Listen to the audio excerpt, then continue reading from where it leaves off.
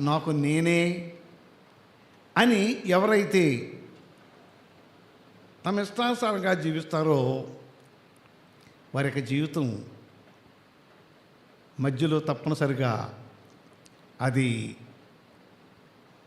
ప్రమాదానికి, అవమానానికి గురవ్వడం అనేది జరుగుతుంది. కాబట్టి ప్రతి వ్యక్తికి ఒక నాయకుడు అంటూ ఉండాలి. ఒక పెద్ద వ్యక్తి యొక్క చెప్పు చేతల్లో నడవగలిగి ఉండాలి.